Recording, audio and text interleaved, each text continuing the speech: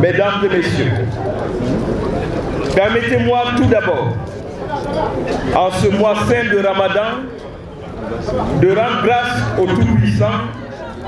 pour m'avoir gratifié de sa protection. Je dirais même de sa bénédiction et de m'avoir donné la force et la santé pour porter sur mes frêles épaules les lourdes mais combien exaltantes responsabilités de Premier ministre, chef du gouvernement, du 26 décembre 2015 au 21 mai 2018. Je voudrais ensuite témoigner ma reconnaissance au professeur Alpha Condé, président de la République, chef de l'État, pour la confiance qu'il a bien voulu placer en ma personne, ainsi qu'à l'équipe gouvernementale que j'ai eu l'honneur de diriger. Au moment de ma nomination en décembre 2015, nous étions pleinement conscients des charges et devoirs qui nous attendaient. Au sortir de 2 années, 2014 et 2015, marquées par la terrible épidémie de la maladie à virus Ebola, qui fut parmi les plus difficiles de l'histoire récente de notre pays. Nous étions également conscients des effets dévastateurs de cette crise sur la situation économique et sociale de la nation, d'une part, et des attentes pressantes et multiples du peuple de Guinée à l'endroit des autorités et plus particulièrement du gouvernement d'autre part. Très tôt, suivant en cela les directives du chef de l'État et avec son soutien, le gouvernement s'est attelé à mettre en œuvre avec abnégation, engagement et détermination le train de mesures devant permettre à notre pays de retrouver la stabilité, la quiétude sociale et de renouer avec la croissance. Dans le domaine de la gouvernance, de façon générale, le gouvernement a élaboré de nombreux textes législatifs et réglementaires et revu de nombreux textes déjà existants pour les adapter au contexte de la Guinée d'aujourd'hui, améliorant ainsi de façon significative le cadre de gouvernance régissant les activités dans les domaines socio-économiques, judiciaires, politiques, sécuritaires, etc. Sur le plan politique, bien que les sujets de divergence fussent nombreux et que persistait la méfiance et les rancœurs, j'ai pris l'initiative de lancer le dialogue politique qui a abouti à la signature de l'accord politique du 12 octobre 2016. Avec patience, pédagogie et fermeté, le gouvernement s'est attelé à la mise en œuvre des dispositions du dit accord politique, ce qui a permis d'arrêter un calendrier électoral consensuel et de tenir les dernières élections locales de façon globalement satisfaisante, même si nous savons qu'il y a quelques points de divergence. Sur le terrain social, outre l'amélioration sensible de nombreux indicateurs sociaux de base, le gouvernement, une fois de plus, a maintenu le cap des réformes dans l'éducation et la santé. Aujourd'hui, on peut affirmer sans risque de se tromper que, de façon courageuse et déterminée, d'importants chantiers ont été ouverts dans ce domaine, ouvrant de réelles perspectives de changement qualitatif dans ces deux secteurs. Par ailleurs, un effort significatif a été fait et est en cours pour l'amélioration et le renforcement des infrastructures sociales. Sur le plan économique, partant d'une croissance quasi nulle, de déséquilibre accru des finances publiques, de la suspension du programme avec le FMI et par conséquent de la suspension de la coopération avec la plupart de nos partenaires techniques et financiers, le gouvernement s'est attelé à l'élaboration et à la mise en œuvre d'un vaste et ambitieux programme de réforme dont certains des axes majeurs ont été les suivants. La relance du programme avec le Fonds monétaire et le rétablissement de la coopération avec les partenaires techniques et financiers, l'élaboration d'un nouveau plan de développement à moyen terme, le plan national de développement économique et social PNDES 2016-2020, l'ouverture de discussions avec les partenaires techniques et financiers pour, d'une part, la négociation d'un nouveau programme au titre de la facilité élargie de crédit et d'autre part, la préparation de la réunion du groupe consultatif pour le financement du PNDES 2016-2020. Dans ce même ordre d'idées, il y a lieu de noter les discussions engagées avec l'Union européenne qui ont permis de sortir la Guinée de la liste des pays non coopérants de l'Union européenne dans le cadre de la lutte contre la pêche INN, donc la pêche illégale. Dans le domaine de l'environnement des affaires, un suivi beaucoup plus rapproché des réformes attendues a permis de faire avancer les choses avec des résultats tangibles. Le gouvernement s'est notamment penché sur la préparation de la politique du contenu local et l'adoption de la loi sur le contenu local et le lancement du Guinée Business Forum par le chef de l'État,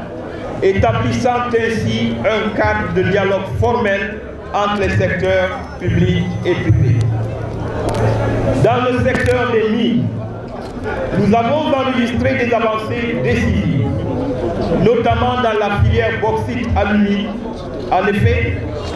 le projet SMB, partant d'une production nulle en 2015, a affiché en 2017 une production de l'ordre de 30 millions de tonnes. En outre, le projet d'extension de la CBG, le projet de bauxite de la société GAC et le projet Alufer sont en phase de développement très avancé et devraient prochainement entrer en production. Dans le domaine du développement rural, la préparation et l'accompagnement des initiatives présidentielles dans l'agriculture, la pisciculture, l'élevage, ainsi que la transformation et la commercialisation de ces productions ont été au cœur des actions du gouvernement. En matière de sécurité en général et de la sécurité routière en particulier, d'importants jalons ont été posés avec, entre autres actions, l'organisation des États généraux de la sécurité routière et le lancement d'un plan d'urgence pour lever les entraves à la circulation routière dans la capitale Conakry, parallèlement à la poursuite et surtout au renforcement des efforts du gouvernement dans la lutte contre le grand banditisme. Dans le domaine des infrastructures, là aussi partant d'une situation très difficile sur le réseau en 2015, aussi bien à Conakry qu'à l'intérieur du pays, le gouvernement a mis en œuvre un plan sérieux de réhabilitation des sections du réseau dans une situation critique et de reconstruction principalement à Conakry, mais aussi à l'intérieur du pays en respectant des standards plus élevés. Dans le domaine de l'assainissement, le gouvernement a élaboré une stratégie de professionnalisation de la gestion des déchets pour la ville de Conakry et mobilisé plus de 50 millions de dollars USD pour engager un changement rapide et pérenne avant la fin de l'année 2018. Nous espérons donc que ce programme pourra être lancé avant la fin de cette année. Mesdames et messieurs, cette énumération qui ne saurait être exhaustive avait pour but de vous donner un aperçu sur certains des axes de la politique économique et sociale mise en œuvre par mon gouvernement au cours des 2 ans et demi passés. Cette politique et l'ensemble des réformes que nous avons pu conduire sous le leadership du chef de l'État nous a permis d'obtenir des résultats appréciables, parmi lesquels nous rappellerons quelques-uns des plus notables. Pour la première fois dans l'histoire de notre pays, l'achèvement d'un programme avec le Fonds monétaire, avec la conclusion en octobre 2016 du programme au titre de la facilité élargie de crédit. Le lancement d'un nouveau programme, le programme 2017-2020, avec le FMI, qui est aussi appuyé par une facilité élargie de crédit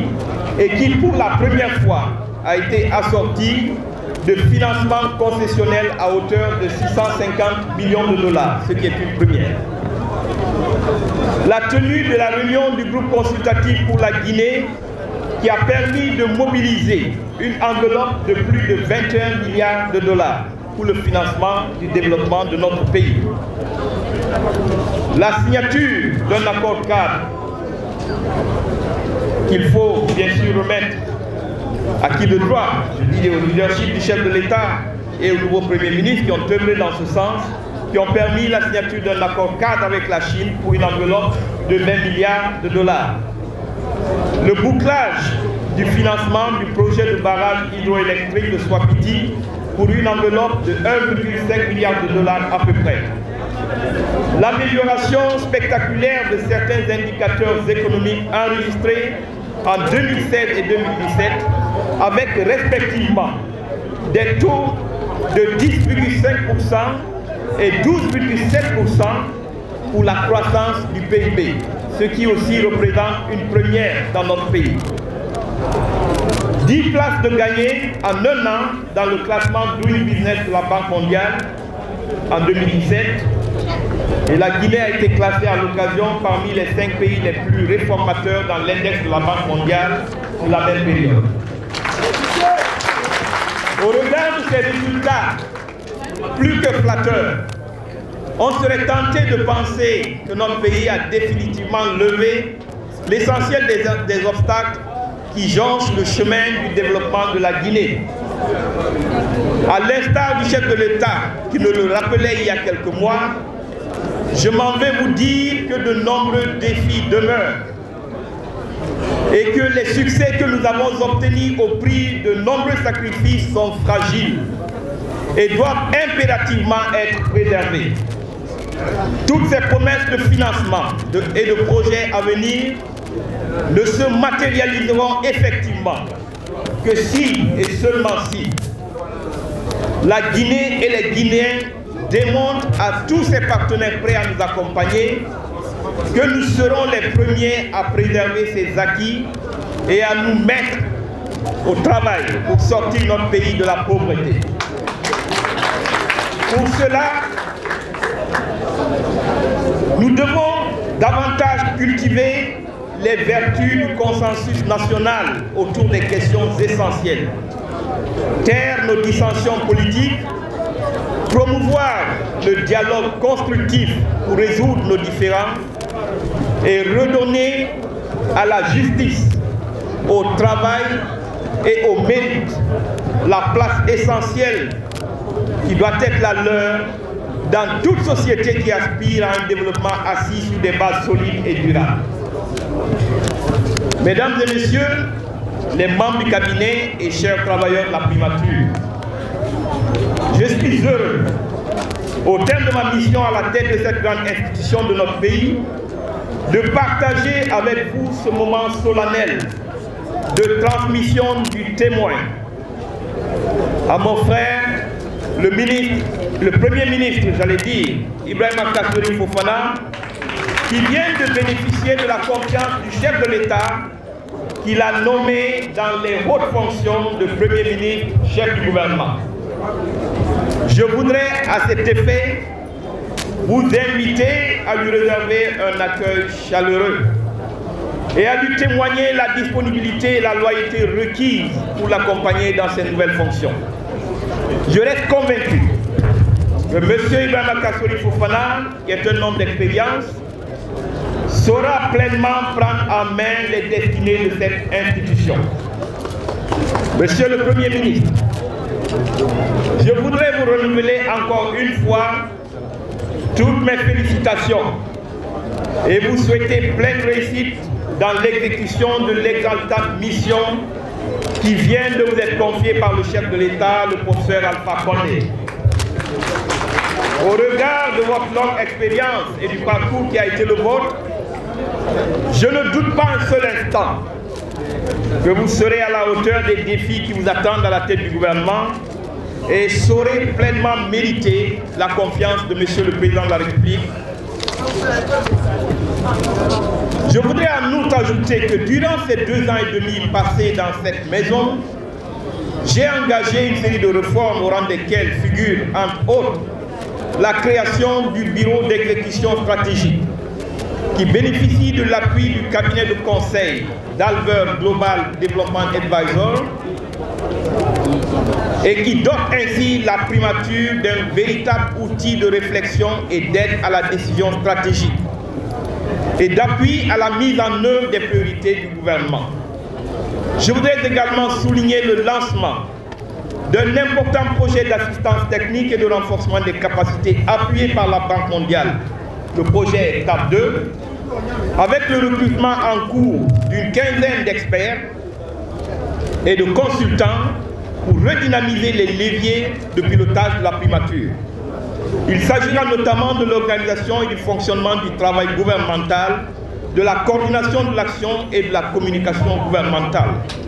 du suivi des programmes internationaux de gouvernance comme le MCC, le Doing Business, le CPIE, etc. et de l'amélioration de l'absorption des financements extérieurs. Ce sont là des outils qui vous seront, j'en suis certain, utiles dans la conduite de votre mission à la tête du gouvernement. C'est dans cette même perspective que dans le souci de mettre le cadre de travail en conformité avec la sérénité et la dignité que requiert la mission de l'institution que représente la primature, j'ai pris l'initiative d'engager des travaux de rénovation de son siège qui en avait bien besoin. Monsieur le Premier ministre, Mesdames et Messieurs, je voudrais saisir cette occasion solennelle pour remercier l'ensemble des travailleurs de la primature qui, avec dévouement et compétence, et dans des conditions pas toujours faciles, ont accompagné ma mission à la tête de cette institution. À ces remerciements, j'associe l'ensemble des structures rattachées, y compris la cellule de communication du gouvernement. Je ne serais pas complet si je n'évoquais les membres de l'équipe gouvernementale qui m'ont accompagné dans cette noble et exaltante mission. Tous les succès que j'ai évoqués plus haut ont été possibles grâce à la contribution de chacun d'entre eux, donc de chacun de vous, mesdames et messieurs. L'occasion est opportune pour moi de leur adresser mes plus sincères remerciements et de leur souhaiter la reconnaissance de la nation pour le travail accompli. Si j'ai pu me consacrer à cette tâche au service de mon pays, le mérite en revient également à ma famille, dont le soutien sans faille ne m'a jamais fait défaut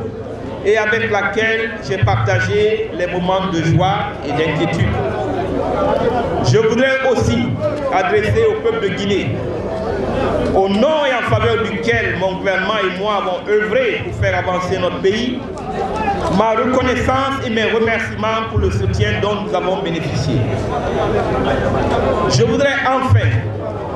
réitérer ma gratitude et ma reconnaissance à l'endroit de Monsieur le Président de la République qui a placé sa confiance en moi pour l'accompagner dans la conduite des destinées de la nation guinéenne. Monsieur le Premier ministre, en vous réitérant mes félicitations pour votre nomination dans les hautes fonctions de Premier ministre chef du gouvernement,